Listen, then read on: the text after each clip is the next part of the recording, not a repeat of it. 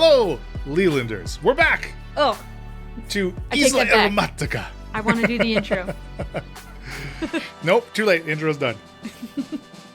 But we are here to play in our haven with Bill and Alana.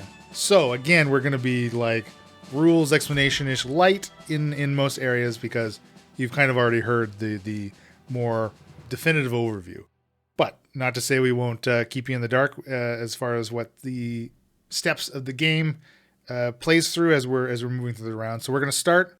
Again, I'm going to be starting as the hero. It was not my choice. Bill will be the pillar, and Alana will be the fallen for the first round. So step one is the corruption. Pillar. Bill, you get to choose one of the traditions that is being corrupted by nepotism.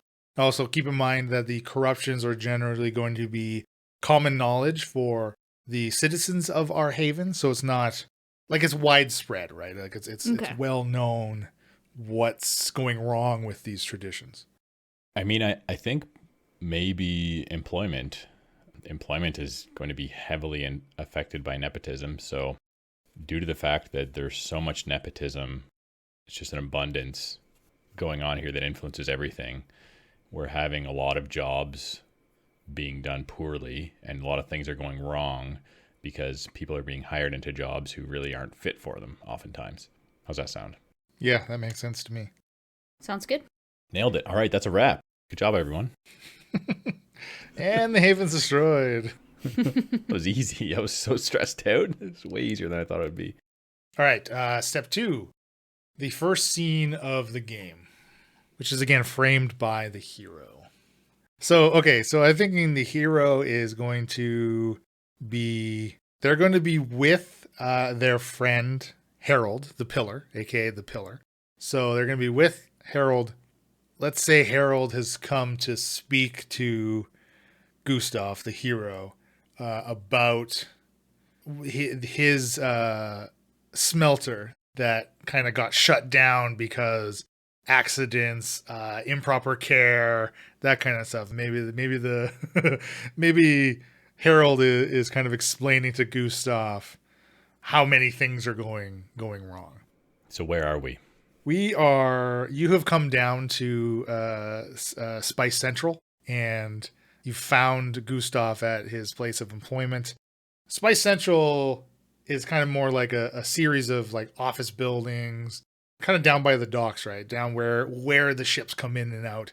And at some point, let's get Matcha Monger the Second to come into the office and maybe interrupt or overhear, or I'll let Alana decide what she wants Matcha to what kind of part you want Matcha to have in. But we'll start with just Gustav and Harold.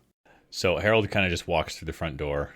Is Gustav, does Harold need to ask around where Gustav is, or is he at the front desk? What do you think? Now, Gustav's office his door's always open to his employees, so you can see him. Kind of a few desks down, at the back of the floor, back of the third floor you've come up to. He's at his desk. Harold walks in, says hi to Susie Merchant, who is working at the front desk.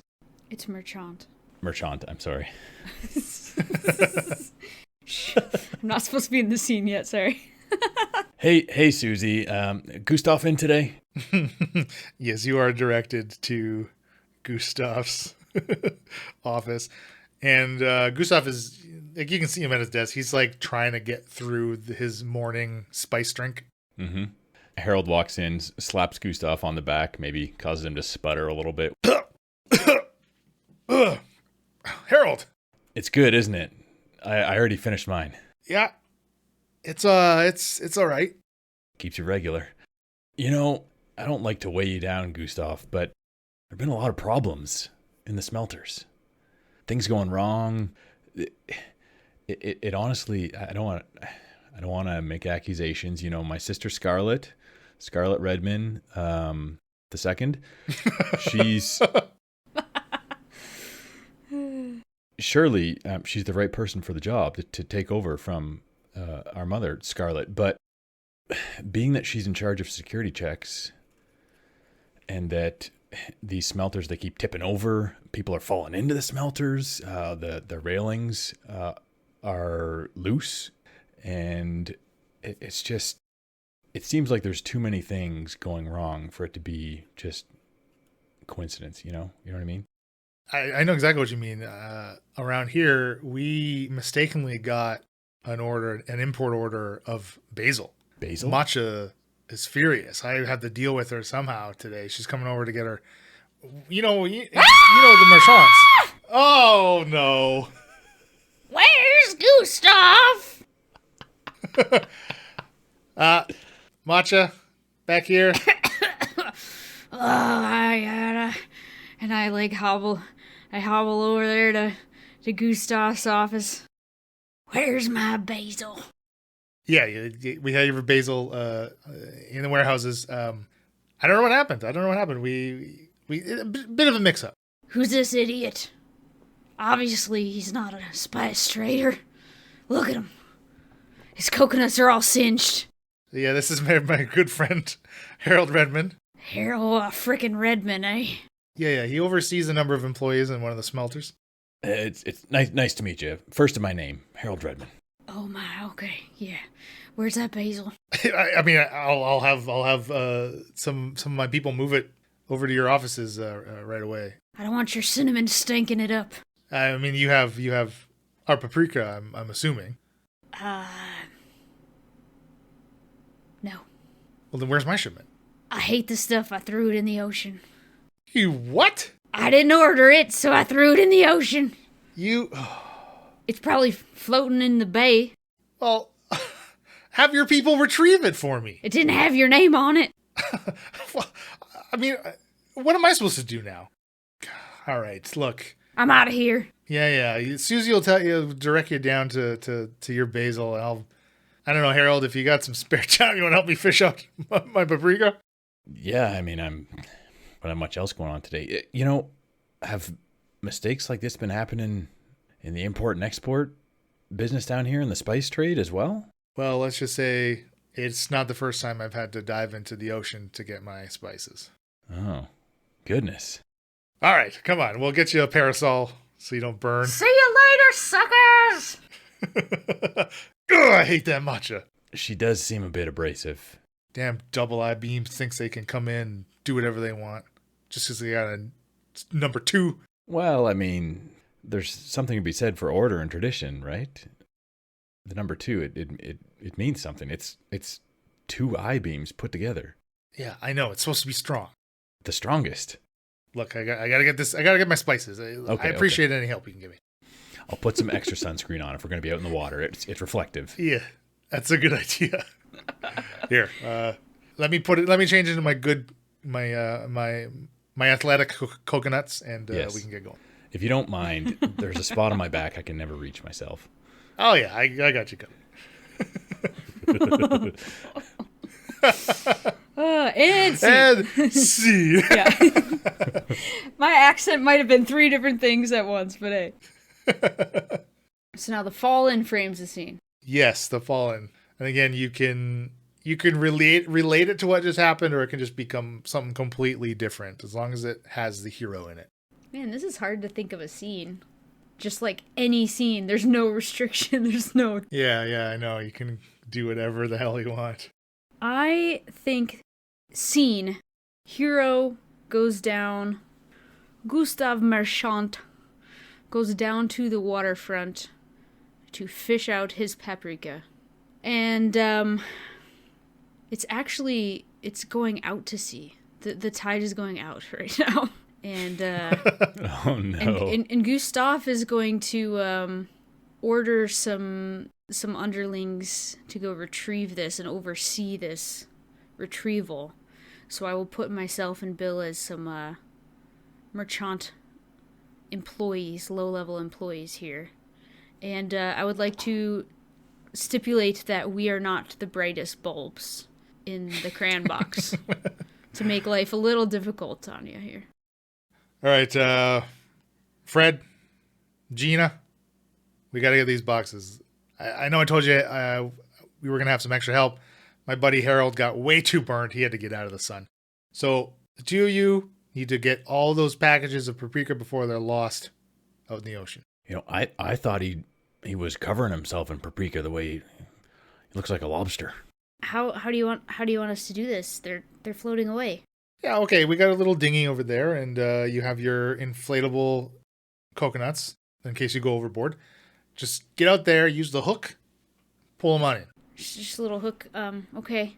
Fred, you got this? You know how to drive the dinghy? I totally wasn't educated on this, but I can sit and I can hook. No. I think I can. No, I'm the right man for this job, trust me. You mean Gina Dinger the Third doesn't know how to drive a dinghy? I mean, I haven't ever had to drive a dinghy, being a third and all, so... Man, you, numbereds. Boy, oh this boy. is Okay, look, this is really numberism. easy. I will not stand for this. As soon as I'm done getting you your paprika, I'm gonna file a complaint to HR. Yeah, you go ahead and do that. Come on, Fred. Yeah. Don't listen to him. You were meant for this job, just like I am. So I hop in the front. Hop in the front, and I pre-inflate my inflatable coconuts, which is a bit like opening an umbrella inside. It's like, you don't do that. Oh, it's bad luck. Yeah. Fred, let's go. I thought, Is this guy slow or something? why isn't it going? You have to turn the ignition. Fred just kind of like stares He's just catatonic. Gustav is gonna like get to the back of the dinghy and just like push it out to see. Look, if you can't start it, there's a couple oars strapped to the side. I grab an oar and I start like vertically plopping it in the water, like I don't really know what I'm doing. We're losing merchandise here. Merchant dice. Merchant dice. That's a good one. Suddenly something like clicks in Fred's head and he goes, "Oh, the ignition." Reaches down, sees a little key with the flotation little bobber hanging on the keychain, turns it, sputters a little bit, turns it again, sputters a little bit, and then it fires up. Let's go. I'm starting it.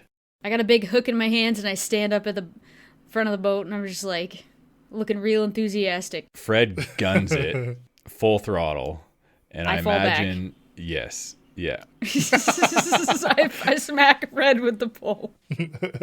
I want to say Fred is caught off guard, A, by how much acceleration there was in him opening it full throttle, and B, by getting smacked as well. So maybe Fred falls out of the back and is able to hang on to, what were you holding? Like a shepherd's hook or something. So maybe Fred is able to quickly react and grab the end of the hook as he falls out the back. And now that his hand is not on the throttle, the boat would probably lurch forward, causing you to fall forward. And Fred's just kind of splashing in the water behind the boat, holding on for dear life to the end of this hook. Pull me up. What are you doing? You knocked me right out. What'd you do that for? I didn't do anything. You told me to go, and then you fell back like an idiot. Smacked me right out of the boat. Boss! Help! Gustav is just shaking his head on shore. And he's going to pull off his athletic coconuts and his banana hammock, strip right down.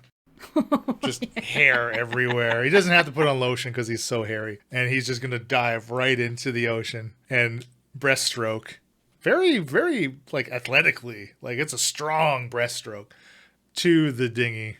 And he climbs on board and takes the helm. I'm slowly pulling Fred in. Grab the side! Get in, I'm gunning it. Well, that's what I just did, and look at how it turned out. Well, brace yourself. And I push the throttle full force towards the paprika. I'm sitting this time. All right, ready the hooks. I ready the hook. My hook's ready. He's gunning it. Can you see? There's one straight ahead. Go, go, go. My hook smashes it. Just paprika everywhere. I mean, I don't know if this is a cardboard box or a barrel or whatever I described, but I at least ram it. I'm picturing like a block of paprika wrapped in cellophane that you puncture. Oh no. Completely It's like ruined. a brick of cocaine, but Yeah. but paprika. Boss, you gotta slow down. Be careful with that hook. Here, Fred, you try. Dad's gonna be pissed. I hand Fred the hook. Fred grabs the hook, swings out at the next closest brick of paprika, and also punctures it. Gustav purposely I pull back on the throttle to, lurch the boat, and then immediately full throttle again, trying to knock Fred out of the... I think Fred is a little bit more prepared this time, but still probably like falls half out and just manages to hold on to the edge, the side of the dinghy, one arm and one leg dragging in the water, sputtering. Just a face full of watery paprika. Watery paprika. He's gonna have the best bowel movements. Gina will go to the front of the boat and kind of lean over arms wide, like trying to grab it with just her arms. Scoop him up. Yeah. All right. Gustav's going to ease up on the throttle a little bit. He's going to pull up to a kind of a bobbing 2 or 3 of them. He'll hook in properly a few, trying to show you how it's done. And is this essentially he's going to salvage like basically whatever he can. What are you having your people wrap this in? It's as fragile as tissue paper. I don't wrap it. I just order the stuff. Okay. It comes in the way it comes in. How does this shipping business stay afloat? Where does paprika come from, boss? Starting to wonder how anything stays afloat. Well, let me tell you, Gina. Paprika actually comes from the red pepper, just dried out and ground down, and honestly is far more nutritious for you in the original pepper form. We shouldn't really need to have this powdered paprika. What's a pepper?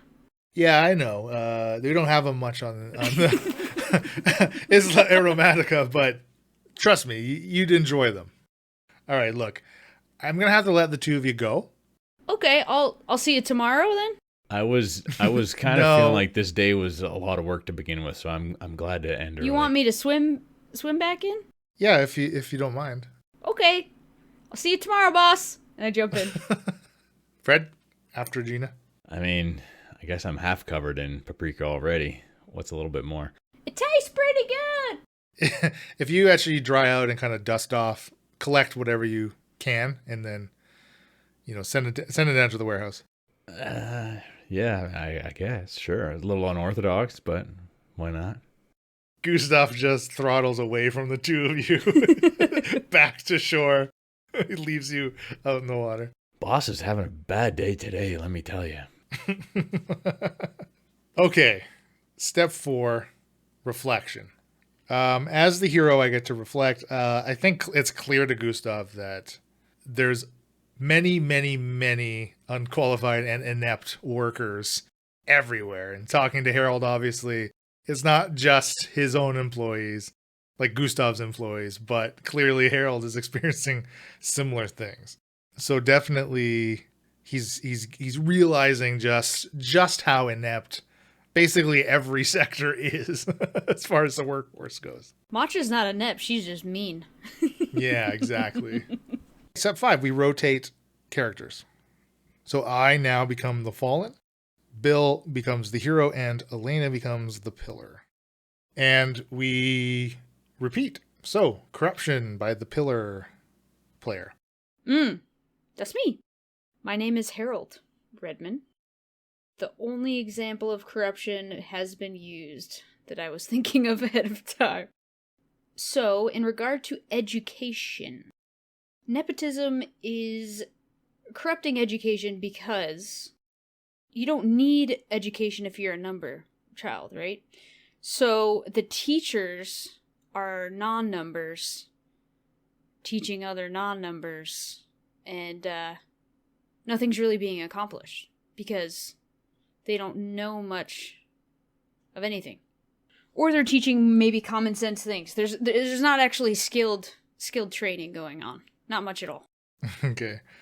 So the pool of educators is just getting shallower and shallower. Yes, it's a shallow. It's the shallow end. Yes. That does make sense. I mean, yeah, that makes a lot of sense.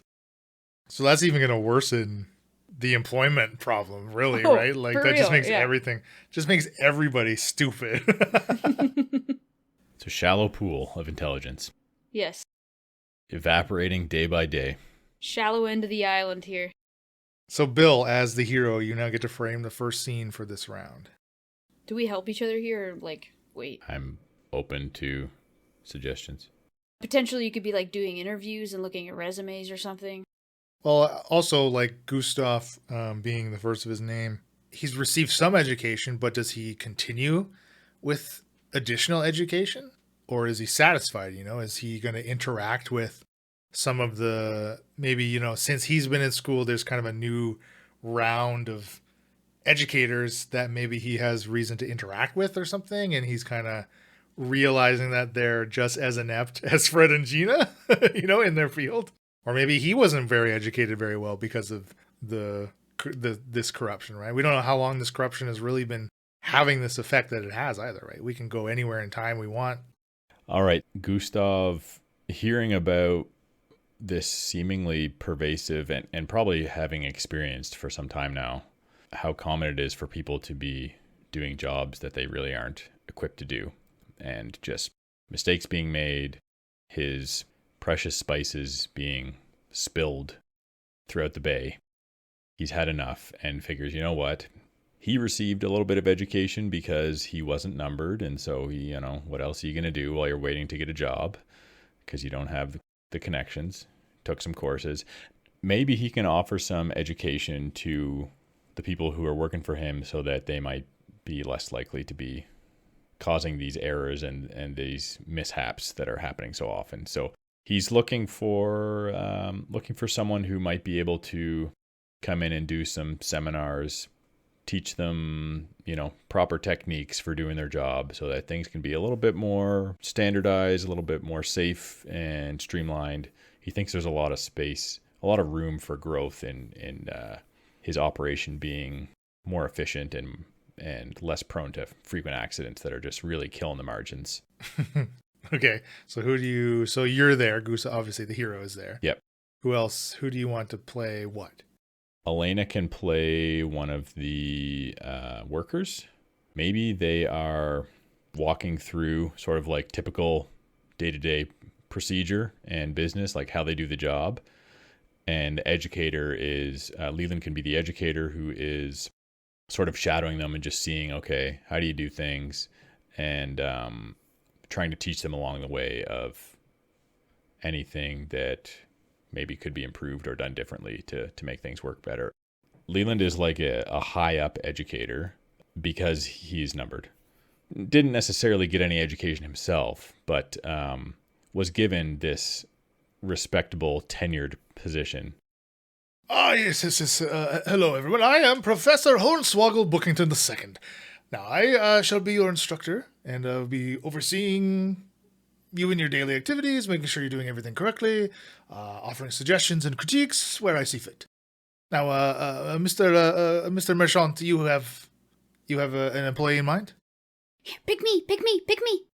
Maybe Timmy over here. Timmy, I feel like you could benefit from this.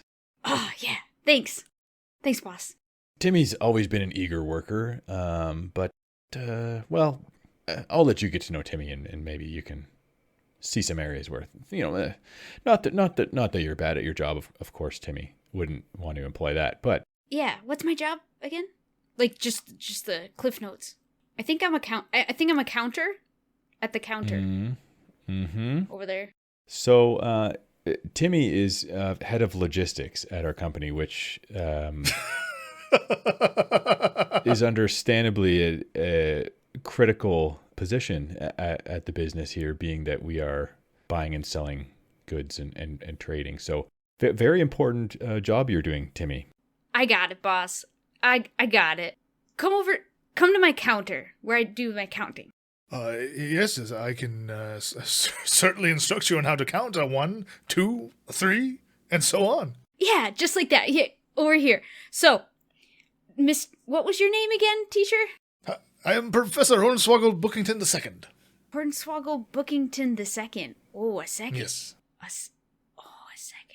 Here's where I put the pink papers, and then over here's the yellow papers, and then there's blue. It's kind of color-coded, and then I take the rows of boxes, times it by the height of the boxes, and then the length, and then I take that number, I minus 5 for obvious reasons. Yes. Depending on the season, you gotta give and take a few just because of logistics. Things happen.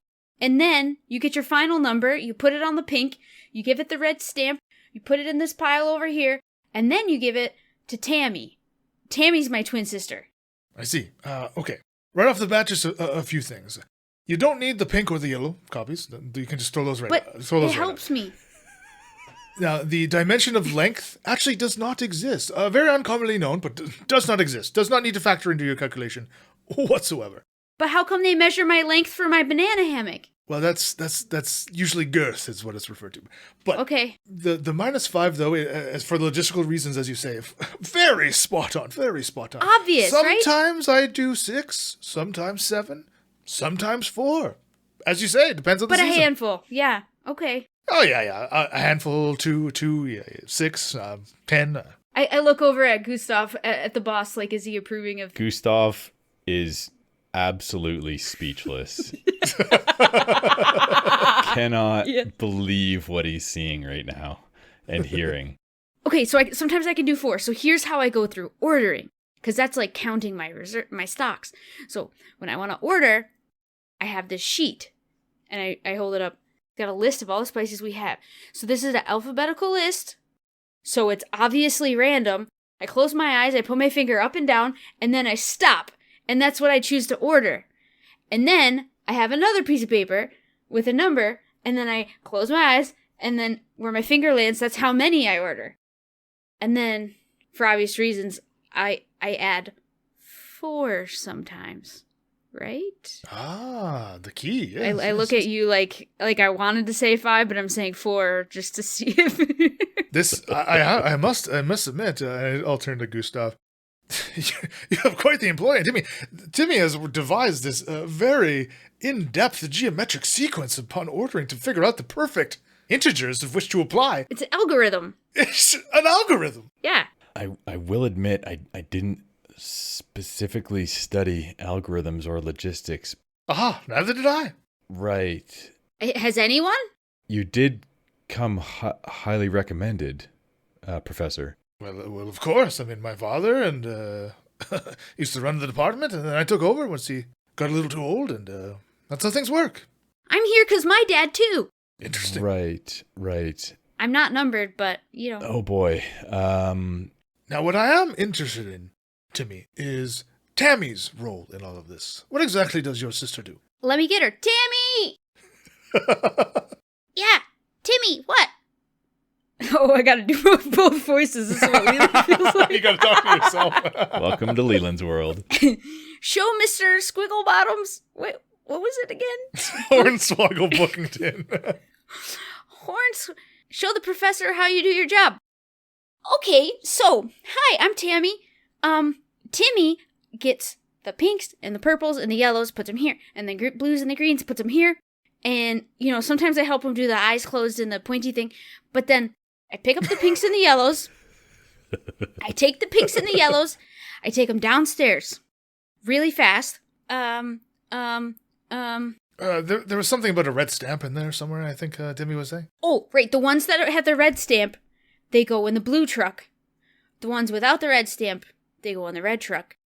And I think the trucks go to the port, but I don't know. I don't drive. Well, I mean, that's out of your purview currently.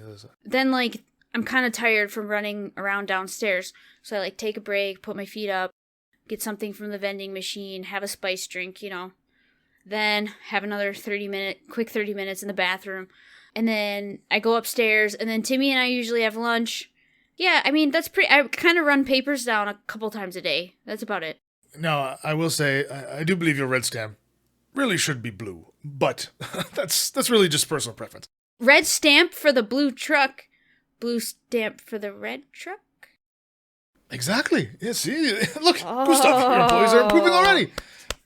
I must say, though, Gustav, I don't see why I needed to come down here at all. I mean, it was a pleasure meeting both Timmy and Tammy. Some of you're surely your most proficient workers, but I couldn't teach them anything. They know exactly what they're doing. Yeah, I do get the impression that you may not be able to teach them anything, Professor. This has been illuminating, to say the least. How long have you two had this system going, Timmy and Tammy? And we just look at each other and shrug. Since we've been hired. And was this what This was was the passed training. down to you? Yeah. Oh. The 5 was passed down specifically. I can work on the 4 or the 6 or maybe 7, for logistical reasons. Right. Ah, yes, those logistical reasons. I mean, they'll interrupt your day every time. Aren't you getting the spices you need? It's a flawless system. Not quite, actually, Timmy. Business is not doing so great. Actually, I have an appointment with what's your name? I have an appointment with Miss Munger II later this afternoon. She's brought me in to teach some of her employees as well. Oh, I think that would be fantastic, Professor Bookington. I'm sure you can help out the processes over there.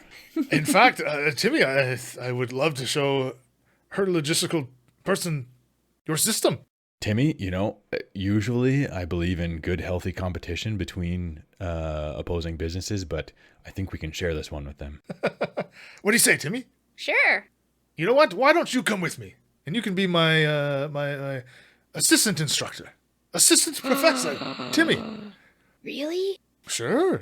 I mean, it's going to pay better than this. I hate to see the both of you go, but if it's a pay raise, I We'll split the salary. Take us both. Yes, of course. Split the salary. There's more of those exponential algorithms. It just makes sense. Excellent. Timmy and Tammy. Let's go. Assistant Professor Timmy and Tammy. I thank you so much for the education and for your hard work, Timmy and Tammy. You will certainly be missed. Do you want me to train my replacement? No, I couldn't. I couldn't ask that of you. You've given so much to the company already. Okay. Bye, boss. Farewell, Timmy. I had to come up with colors and numbers. I don't know.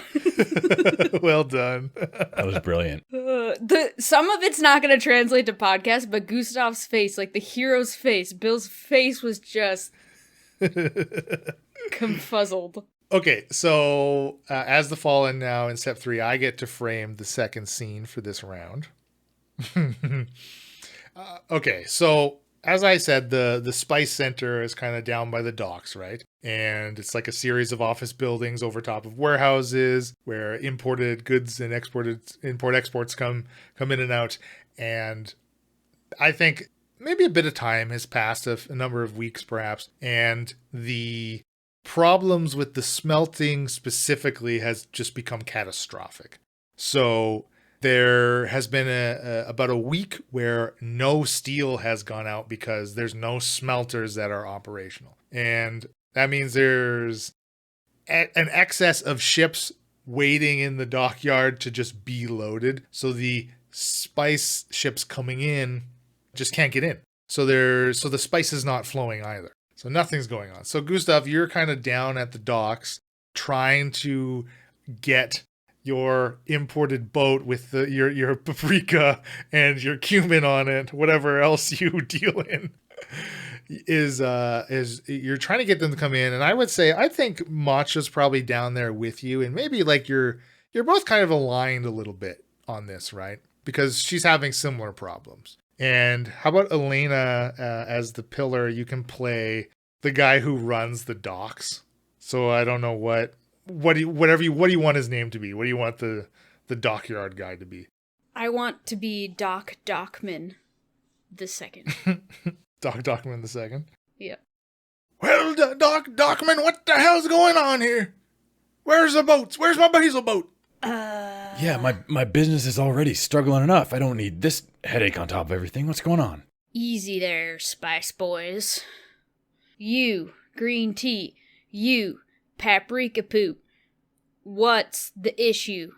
We are waiting for steel. When steel goes out, spices come in. These boats are sitting empty?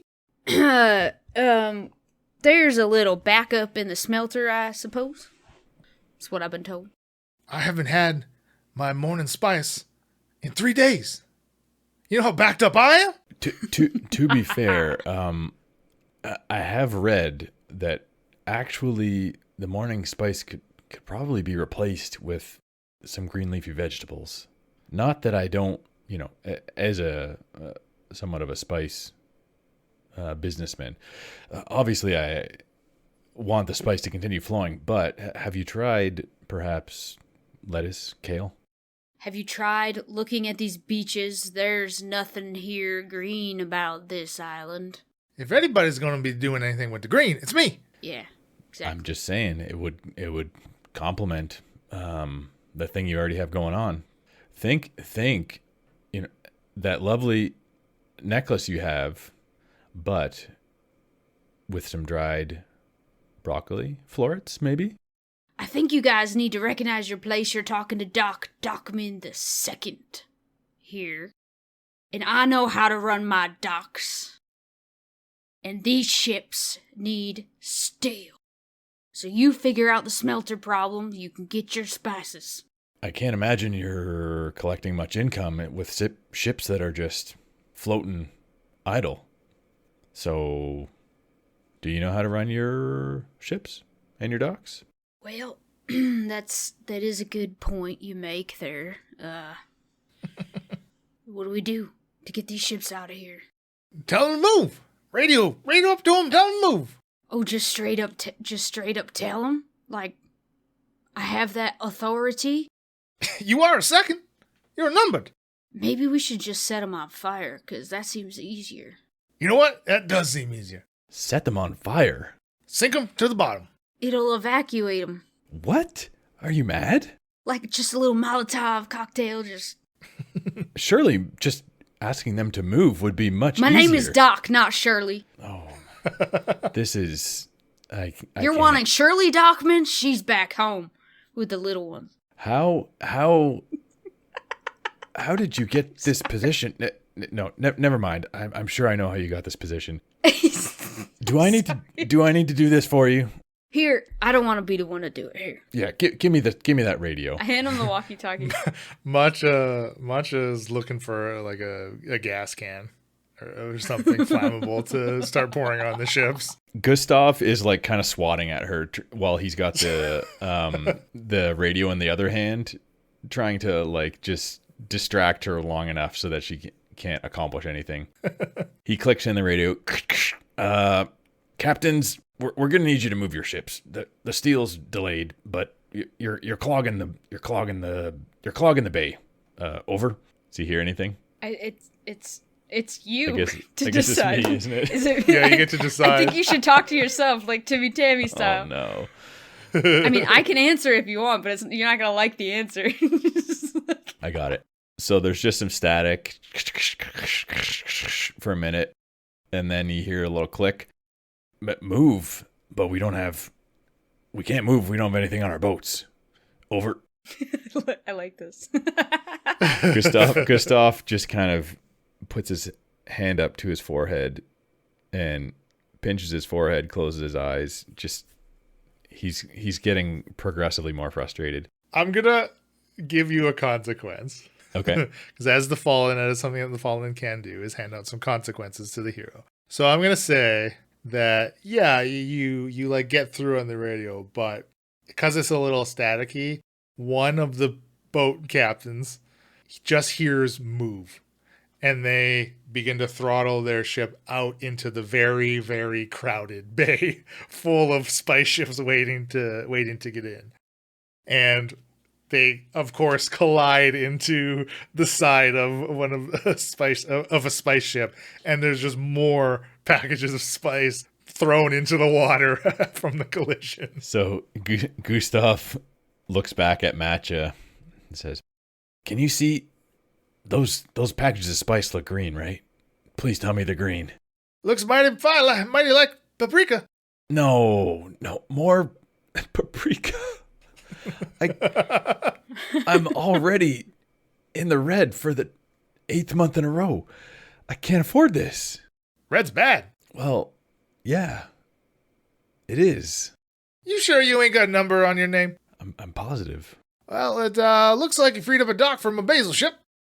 Dockman, bring it on in. No. Bring in a paprika ship. Don't listen to her. I'm the one who solved this. Sort of. Give me that walkie-talkie back, son. I think mission's accomplished here.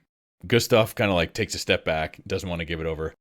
And he clicks on the radio going, ksh, ksh, captains with any paprika ships, we've got space for you. Come on in.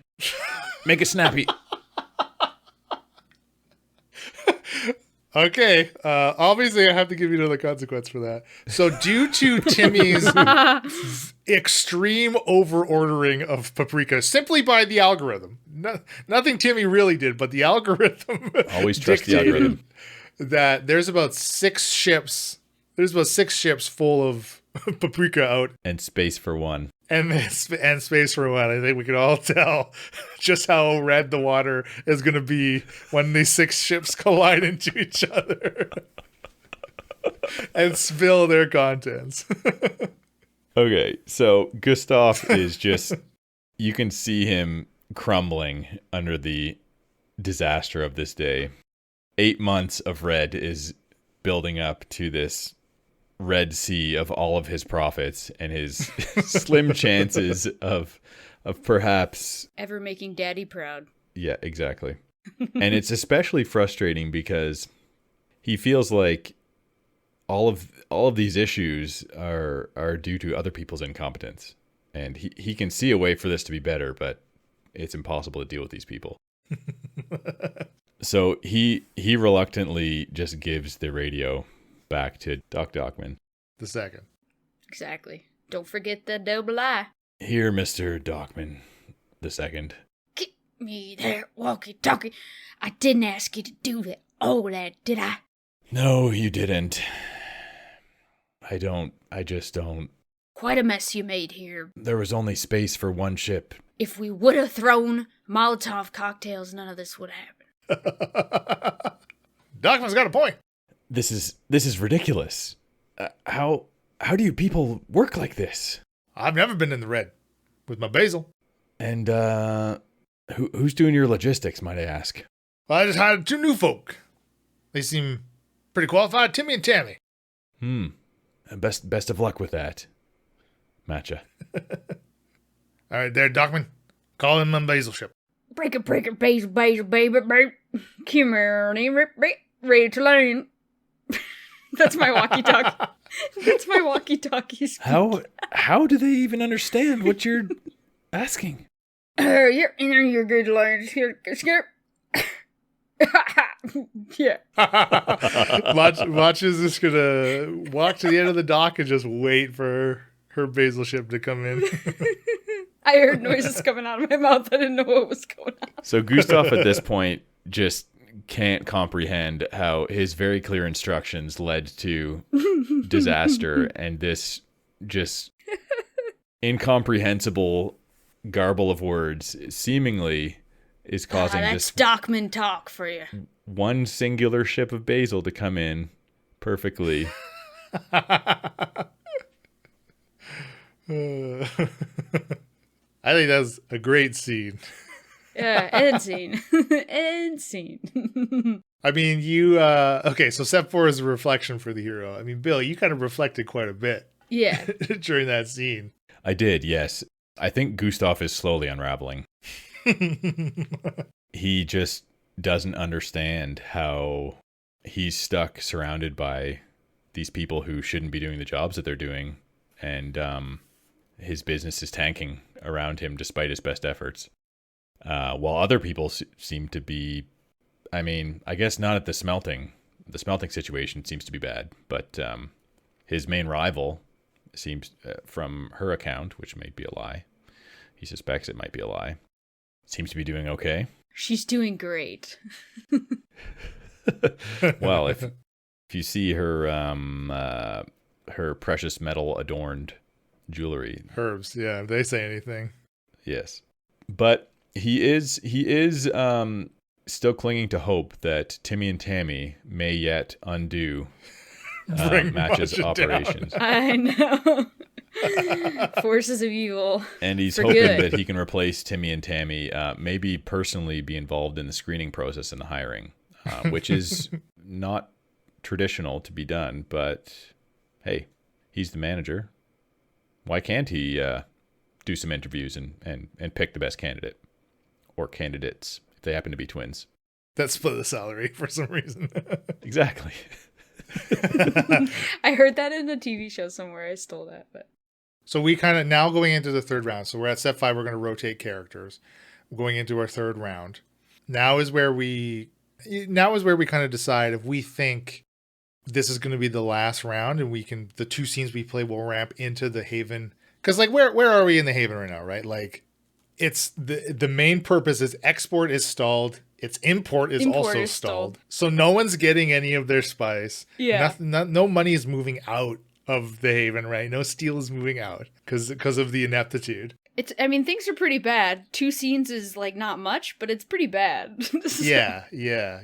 So I don't know. Eventually, like what happens to the Haven? Is it just going to ultimately be like an economic collapse? Are people, not going to just start dying off because they're not getting their spice drinks?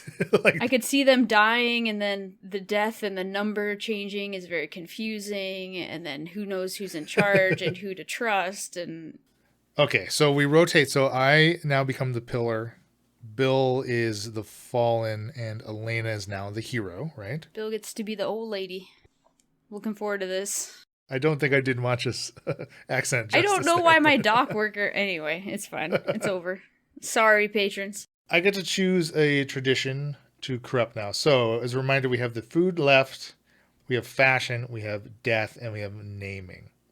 I kind of like what you kind of mentioned there, Elena, about death, the death tradition, and like maybe things just get like so confused. But I was thinking about the naming tradition. I think something that maybe has been going on for probably a couple decades at this point, that is just kind of now coming to light with the naming tradition. In order to give their children the best advantages, people that have had multiple kids have just started naming them as if they were a firstborn. So even though like first, second, and third born, they're all like Joseph II, Joseph III, and Joseph IV. That's dastardly. People have started to game the system now. How dare they? Yeah, so like all their kids are just being named. But they'd the same be pretty name. young right now. Like this is a recent development, or I would say like it's the current workforce, the current generation in the workforce, like the newest generation is now like coming of age and being, put in to positions of authority. So it's not that they're naming the second, but they're doing thirds and fourths, which was never a thing. Okay. Right. Yes. So now we're like starting to see like 5s and 6s kind of thing. So right? like I could have been Martin the fourth. Exactly. But instead yeah. I'm Gustav. That's right. Exactly. I have a feeling Gustav is going to get angry in this one. Bill got to school. Step 2, hero. You get to frame the first scene. So we did agree, like the first of the last 2, right? Yeah, let's try to do it in 2. I want to hear Bill as the Fallen, but we haven't heard from Harold in a while either, so it's kind of like, Man, I'm just going to get trolled so hard this whole time no matter what I do. I can just feel it coming. Maybe there is a huge incident at the smelting plant. Lives are lost. There's confusion everywhere of the naming, the ranking, all these things. Yeah, they got Joseph 2, 3, 4, and 5 running around on fire. Don't know what's going on. The hospitals are just overloaded. Yeah, like the medical staff and the like emergency response team are all They're rubbing chili pepper in their burns. completely inept. Like spice heals.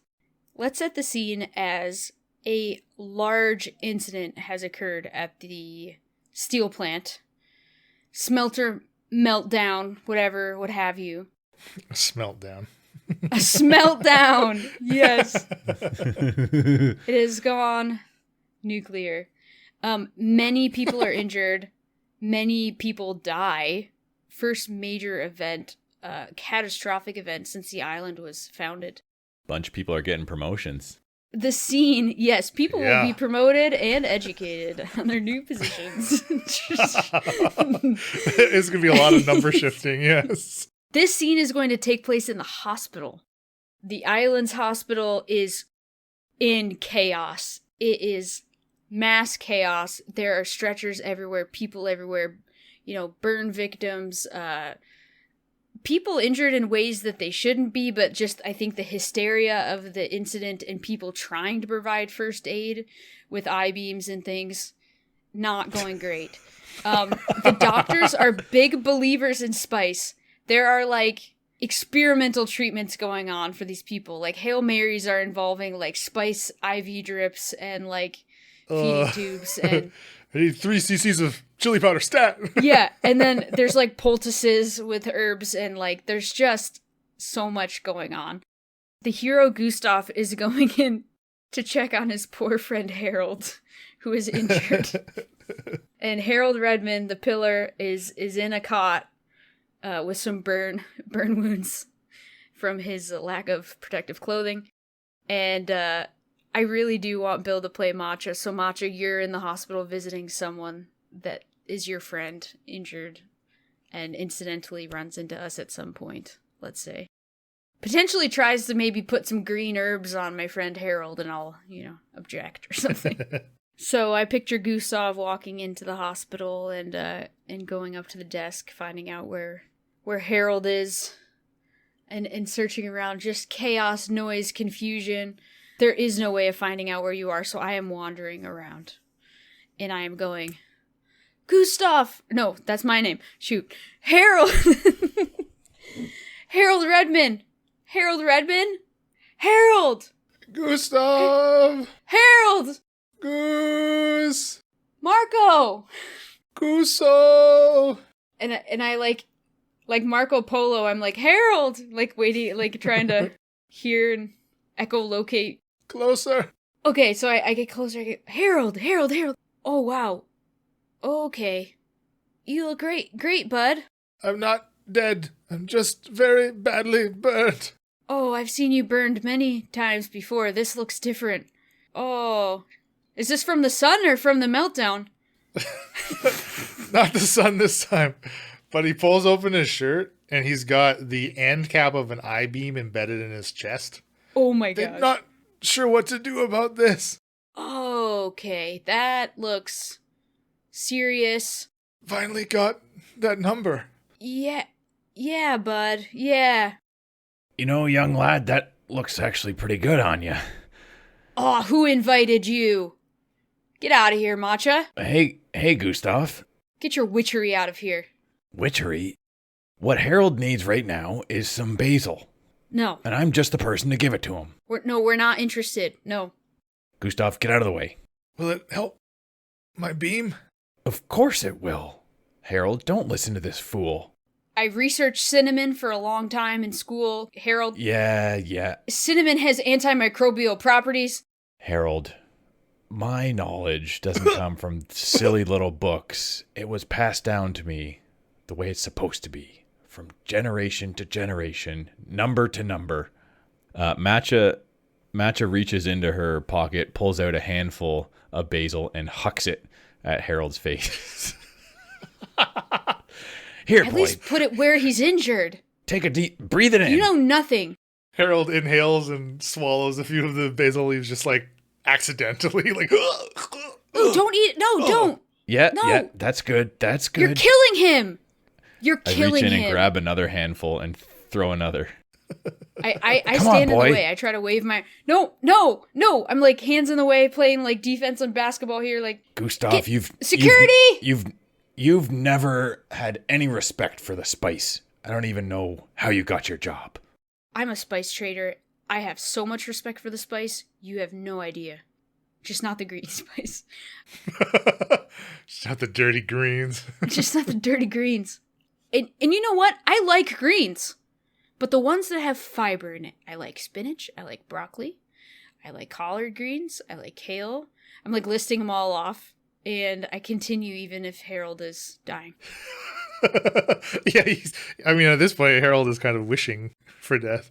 Whatever spice will just make it stop, I'll take it. Now, Harold, be brave. The basil takes a little time to work. Just be patient.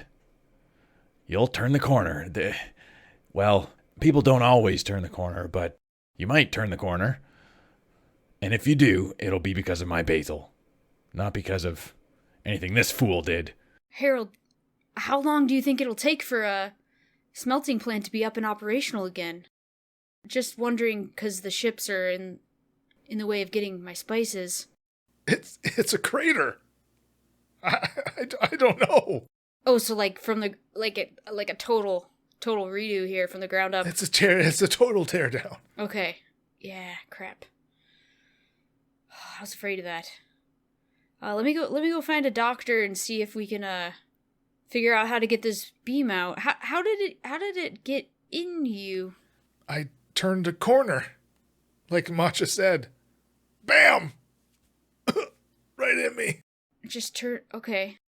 The heart rate monitor for Harold flatlines, but it's actually been flatlined the whole time. It's not hooked up properly. I still start calling out. I start calling out for doctor. Help! Help! The 5-minute silence alarm that was probably pressed by the doctor who was in here earlier is just time. The timer is ticked down and now it's starting to alarm again. That's right. Yeah. Help! My name is Marchand the Fourth. I need help. I'm trying to use my other name. See if I get your help quicker. Your other name? I'm Marchand. I need help. That's not your name. My other name, Matcha, is Marchand the Fourth. Thank you very much. That is heresy. You know how tradition works here on the island. Well, there's a heresy 1 and 2. I'm sure there'll be a 3 pretty soon. Everyone's doing it. Yeah, heresy 3's on the way. Your number doesn't mean so much anymore. Help, I have a number. Come over here, my friend is dying. We lost, in the explosion, we lost Joseph 3, 4, and 5. So that means Joseph 6 will become Joseph 3. Oh, that can't. I mean, you know what? I'm okay with this. Maybe I'll be Martin. Number 1. Gustav, if I die, please make sure they remember me as Shaniqua 7. Oh, and he keels over? He keels over. He keels.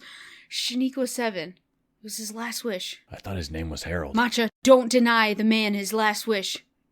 This is chaos. This is absolute chaos. And I just start crying on Shaniqua 7's lap. Petting and touching the I-beam. I hope you know you only have yourself to blame. If you hadn't have gotten in the way and I could have gotten my herbs to him sooner, he would have still been here. Salad is not going to save this man. No, I wasn't going to give him salad. I was going to give him basil. I mean, basil... Anyway. You're the one who keeps talking about salad. Well, it's got lots of good dietary fiber. There's benefits beyond your understanding. Obviously, the gut microbiome is infinitely complex. What? The who? I just ignore her and I weep for my dead friend. She turns around and flips her hand up as though this is a waste of her time and stomps out. And scene. Oh, poor Harold / Shaniqua. He had an I-beam. It was coming. Yeah, he was done for. Oh, I'm so bad at improv. I'm laughing at myself. I would break on SNL. Easy. I'm always Southern somehow. What is happening? Okay, here comes the final scene, which the Fallen, played by Bill, gets to frame.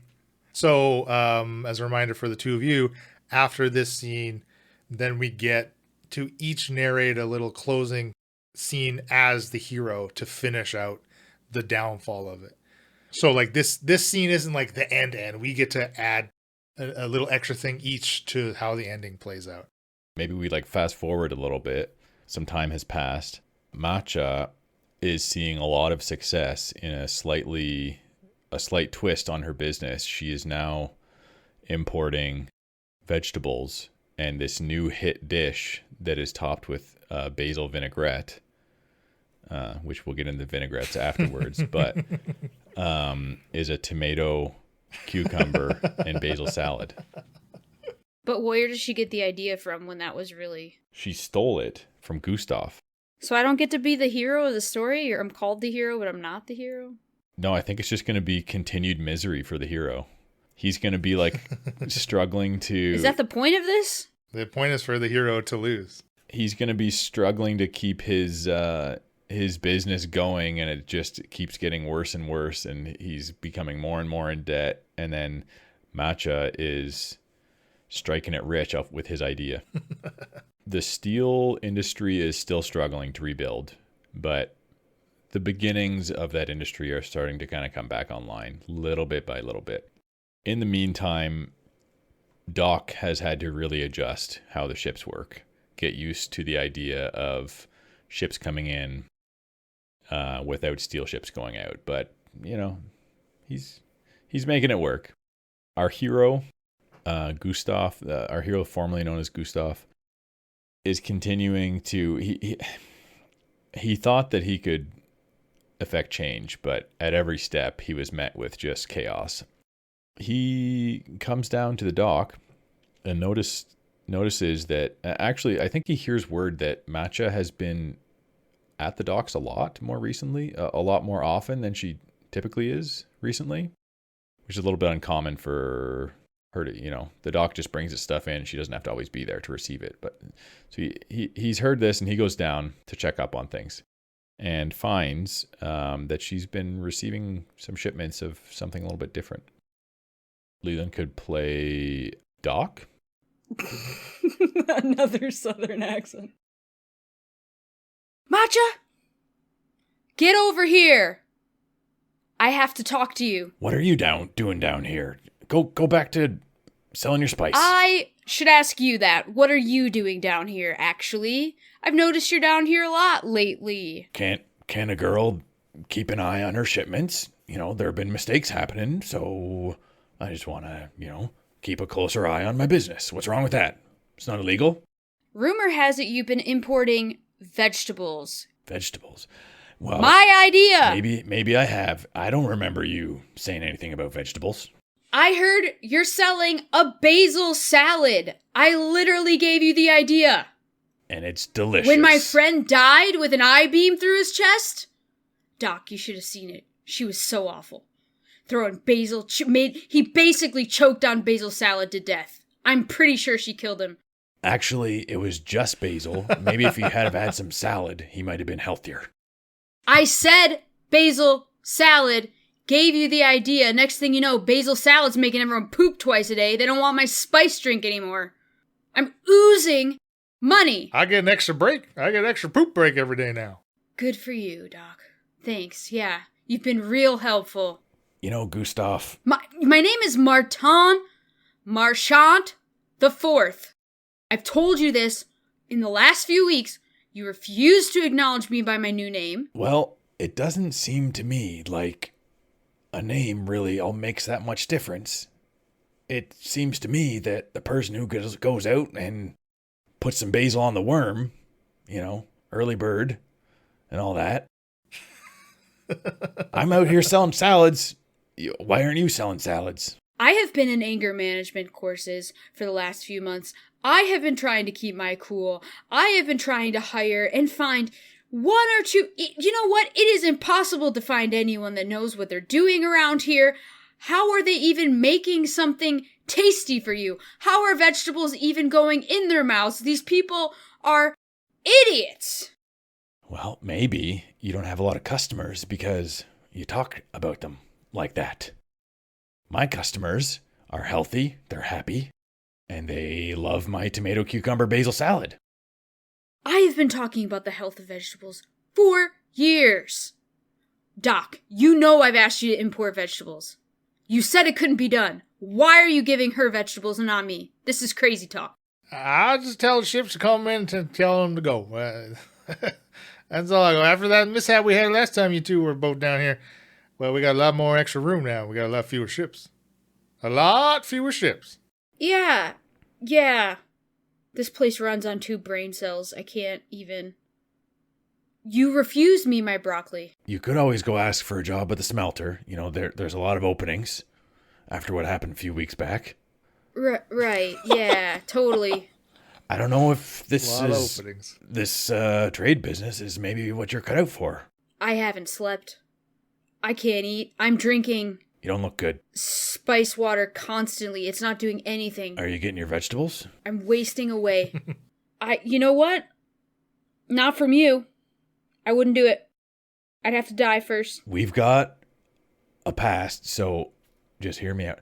I'll give you a friends and family discount on my salad No. because I like you. No. And I can tell that you need it. It's my you need idea. to pick me up. Well, I don't know that you can prove that, really, so we'll just leave that as it is. I do have a boat ready to come in, and Doc will talk into his walkie. Hey, breaker, come on in, and out there. Yeah. And you see the empty dock in front of you, a large like tanker start to slowly come into dock. And if you peer into the water, you can see wreckage of the previous ship still on the bottom of the bay from all the crashes the last time the two of you were here. You smell Doc, that? I have a question for you. Matcha, shut up. Doc, I have a question for you. Do you have a boat? Do you have a small but seaworthy boat that can take me away from this place? I think I can put you on one of them schooners and get you off the island. Please. Can I pilot it myself? Can like you leave your workers alone? Like, I can't do this anymore. Well, I got quite a mighty fine pilot named Fred who could take you out. No, not Fred. No thanks. Well, how about I got Gina? No, can I buy the boat from you? Can I just like, no strings attached? Like, no idiots attached? Sure. You can pay me in basil. Fresh basil. Some of them nice little cherry tomatoes on the side. Yeah, see, I've found that fresh basil, it really makes the best vinaigrette for my salad. There's been a huge demand over the past few weeks. So you might find it a bit hard to actually come across some because I kind of cornered the market on that. I can't do this. Get the schooner out of here. Hey, Fred, Jean, break the schooner. I can't do it. I don't have basil. I have money. Just give me the boat. Yeah, you hear the revving, like an onboard engine coming, and you see Fred and Gina are on a little boat that comes. Oh my gosh. And bumps into they come in a little too fast, a little too hard. And they smack into the dock a bit. A few pieces of the boat kind of chip off, but it still looks seaworthy. Just tie her up for a minute. I need to get a few things. I'll be back. I just walk away. I walk away. Marshawn, you sure I can't interest you in an entry-level position making salad for me? Hey, there's my name. No. And I go back to the office. I can't do this. I grab a bag, a box, some spices, my paprika, obviously, my cumin, a little chili spice, a little cinnamon. I got all my spices. I get a few belongings. I get you know what? I've been thinking about this moment for a long time. So I get, whatever cash I've got on hand at the factory there. And I come back. And I am ready to go. Are they still there? You guys still at the dock? Are you still watching boats, Matcha? I think the basil boat's probably still getting unloaded. Here, will you accept some of this? I hand you some of my finest coriander. Oh. Doc kind of takes it, sniffs it a little bit. I think this will be just fine. Good. You suck. Peace out, losers. Like, hop on the boat. And I hope you guys picture, just, hair is a mess. He's just red. His coconut bra is, like, on backwards, hanging around his neck. Like, it's not, like, this guy he is insane. He feels like you guys are making him insane. And, he's completely at his wit's end.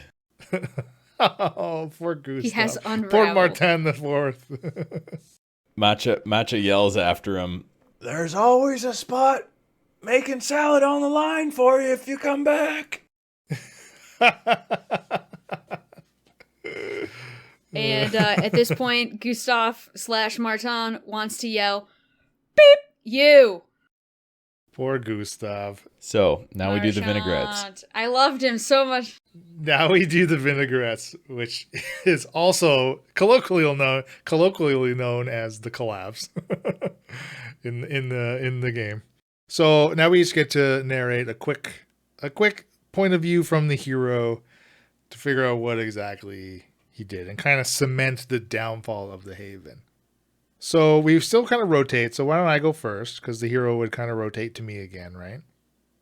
How do we actually want the collapse? Is the collapse of nepotism or the island itself? Like, Let's say nepotism. so the island is being reformed. That's our collapse. I like the idea of that. So then my scene is immediately after Martin the Fourth jets out in his boat, and he is just sailing by and zigzagging around like dozens of additional tankers. You can see the cargo piled up above the deck, and it all is like marked with leafy symbols, and clearly just ships and ships and ships of vegetables being imported into Isla Aromatica. Bill, what's your final scene? I don't know, because I feel like the downfall was more of the hero than of. It kind of was, wasn't it? Well, I would say we can do whatever the hell we want. It doesn't have to necessarily be about the hero. We could you can go into how things are being reformed on the Haven, maybe. Yeah. Okay. So maybe what happens is the combination of people occupying jobs that they're really not qualified to do has set up the Haven to be like a fairly fragile economy.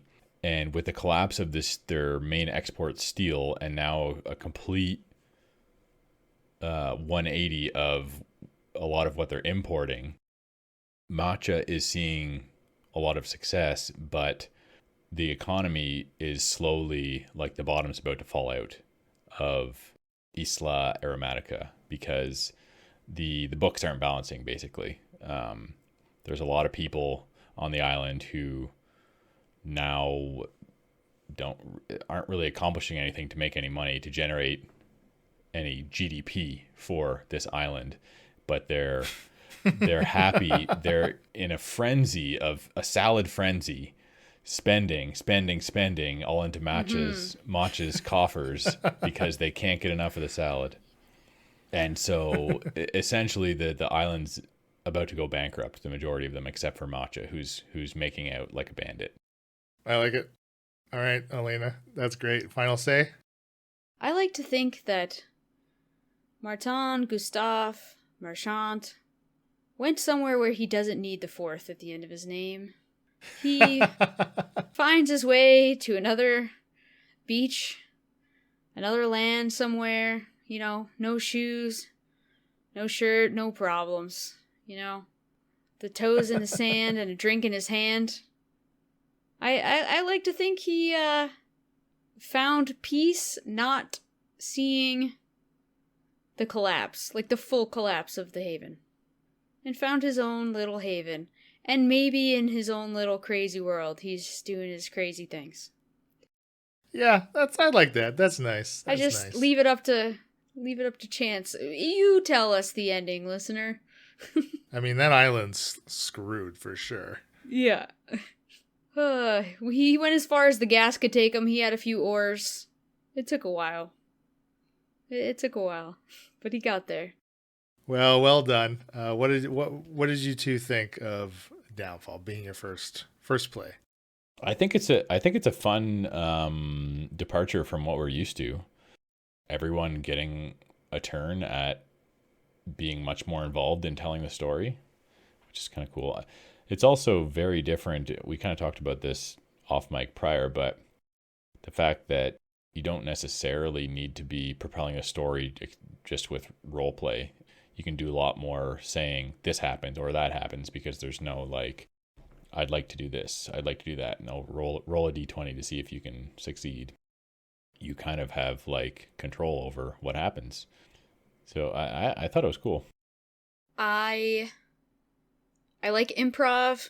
I feel more nervous and probably do worse while recording it than in person, because I think in person I'm probably just a little bit goofier. But I have the most fun when I get goofy, so I don't know. I love playing Timmy and Tammy. That's probably my favorite part. I don't know, just like making crap up. But I like improv games that have maybe a little bit more prompting, although they gave quite a few prompts in like setting up the world. So I wonder if I had brainstormed a bit and written out a few ideas ahead of time or things, then it's like that could have come into play, or like you get stuck, you like look down and like have something there. Yeah, I mean, I certainly gave an overview of my thoughts after the play with John and Emily, so I don't want to repeat myself, but it is very much like the narrative suddenly you make it come together, right? The last two scenes that we had, they were what glued together the previous scenes and what kind of made them make sense, even if it didn't, but like we influenced on the role play that we had. Gustav's constant talk about salads kind of influence how things play it, right? So I think it eventually comes together, and we're not telling a best-selling story here. You know what I mean? Like, that's not the point like making it work. That's not the point of it, right? It's just the point is to have those Timmy Tammy experiences, right? Yeah. I don't know if I would like it better. I think it is short enough. I don't know if like there's something to be said for getting the feel of a character and playing that character more consistently, like to play the hero throughout or play Matcha throughout or something. But then the NPCs were the ones that were kind of off the cuff funny too, but I don't know. Because occasionally you're like, that's not how I would have played the hero. Like, at least a thought or two went in my head, and then I was like, oh crap, I'm doing a southern accent as Gustav. Like, yeah, I don't know. It just gets hard. Well, it does mention that in the book too. It mentions that you should treat those less like they're inconsistencies and more like it's character growth in some form, whether that's regression or progress for the. Yeah, I mean, we were kind of playing the downfall of Gustav, weren't we? Like, yeah, that's kind of what happened. Yeah, poor guy was driven insane by stupidity. I think we had a setup of like the hero is smart and capable and surrounded by idiots, and then Bill's like frustration came out, and it was like more obvious the problems that this island has, and then I just knew I was just gonna play it angry. Like, I don't know. Like, right. By the time you had a chance to be the hero, you were like pigeonholed into being at your wit's end. And it felt like even trying to step into that character with everything that's surrounded and happening and the circumstances, like you feel like you're going crazy. I kind of felt that way. So it's not that hard to act out, honestly. Yeah. I will say having played both games and having gotten to experience kind of, the two couples of the show. We did it the better. Difference in their players.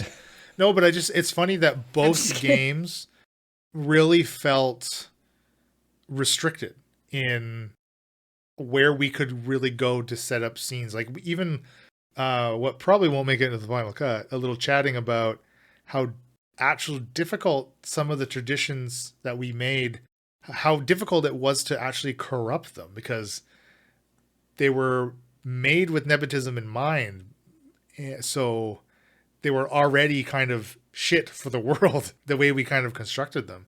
And like with John and Emily, we made it so it's like a non-functioning society, basically, right? And we had trouble finding reasons for characters to be in the places we put them. And I just find it really interesting that two very different worlds and different feels, but still similar restrictions. And I think that's like that's part of the design of the rule set, I think, that purposely does that to you. When we created the traditions, were we restricted to them pertaining to the flaw? Yes, they're supposed to be like they exist because of the flaw. They exist because of the flaw, so then corrupting them further is like, yeah. I agree with that. Yeah, exactly. You're creating a corrupt tradition. Exactly. That's exactly right. Yeah. I mean, maybe we went too far into centering it around nepotism. I don't know. I mean, we got through it. I think it was fine. It was fun. I'm glad podcasts are edited. Yeah, exactly. How would we have corrupted fashion? Like, how does nepotism going to affect fashion? Like, I couldn't wrap my head around that. The only thing I thought of when thinking of fashion was like higher ups, more important people creating a line of coconut bras or something that are exclusive or like different or like tainting like the traditional wear of the island. And I gotcha. Okay. Like, these bras are for the numbereds. yeah, or the steel plant guys like, screw tradition, we need protection, if he was smart enough. Yeah. And then people were outraged about it potentially, but Yeah, that's definitely would have been a good idea. it kind of like helped and didn't hinder, so I didn't go with it. Right, exactly. Like, it didn't really, like, it didn't seem like it fit to try to make it something with it work, you know? I kind of completely forgot about fashion, to be honest, which, oops. I mean, we had the coconut bikinis all over the place. You really have to be imaginative and flexible, I think, with this. I was, and maybe it's just me, but I was struggling to come up with some of the scenes for sure. I guess part of it feels like it could be anything. It's like coming up with the meltdown of the plant in the hospital. Like, it could have been anything. I was just trying to think of something. I mean, I think the smelting meltdown made sense based on what we had, the corruptions we had before. I mean, we show the very first scene was, you know, Harold saying, look, something like, my workers are idiots. Shit's going wrong. So, like, we did a good job of building that right away, I think, with True. the corrupting of that flaw. And, like, the pillar's job in step one to corrupt one of the traditions, that is your first prompt. Now, again, you don't have to take the prompt, but, like, that is the system giving you those prompts a la the setup, right? And I think you're right, though, Elena, like, there's far fewer prompts when you're actually playing. Like, the setup itself is very structured, but obviously when you get into the role play, there's no structure, almost, right? There's very little structure, at least. Yes. There's so many possibilities that you just can get stuck thinking about it for a while, I guess. I don't know. But we can edit that out. Also, it's like you're creating scenes for a purpose or an end result that you do not know what it is yet. Like, it doesn't exist yet. So you're creating for your goal, but you don't know what the goal is also kind of strange to me. Because suddenly, by the time we decided we were in the last round, we decided this is our goal based on what we did before. We made our goal make sense on the seemingly random scenes we set up before. That's what it feels like to me, anyways. Yeah. Mm-hmm, mm-hmm. So I can really understand if you're not into improv, or you're less into the improv side of kind of role play, or the creative improv like this is, right? Because it is different than kind of straight RP improv. And I know, Bill, you say that improv is not your strong suit, but I think when you are role playing, you're great at improv. And maybe you self-admittedly struggle with some of this setup improv. That, I think that is different. Those are different skills. Absolutely. Yeah. Feels like a different muscle was being stretched coming up with a scene, for sure. Totally.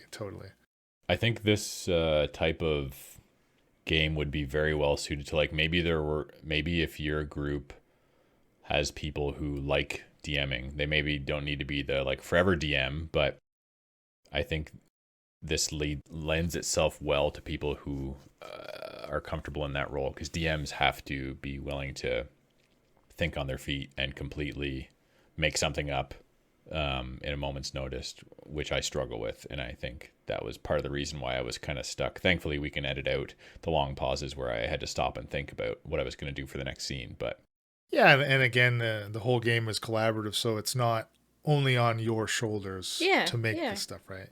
You take the input. We all are contributing to input. Shared ideas. And we're all kind of deciding, oh, I like this. This is cool. Mm-hmm. Yeah. It was definitely fun. I would do it again. Definitely reminded me of playing Fiasco. Took a lot more effort than the usual RP I'm used to. Great. I think you both did a wonderful job.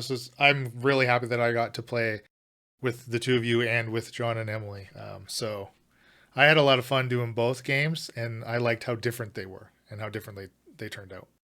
They were very different, yeah. I was worried, actually. I was like concerned that having just listened to John and M's earlier today, I was going to be like struggling to not just follow in their footsteps, but it did turn out very differently. And I think it's kind of cool that we got to see. You will not see anything that we came up with in a movie, all right? Just remember that, listener. There's sure? no, We'll see complete revolution to an island nation. They suddenly begin to import vegetables instead of spices. You know what? There are probably movies with coconut bras and banana hammocks out there. But Hey, they got it are from they us. drinking spice out of water bottles We did with it first. I-beams through their chest? Not a chance. That was great. I hope you guys That was enjoy fun. it, patrons. Mm-hmm. Thanks for supporting us, Thank you very much. and happy adventuring. This has been a Sounds of Steel production.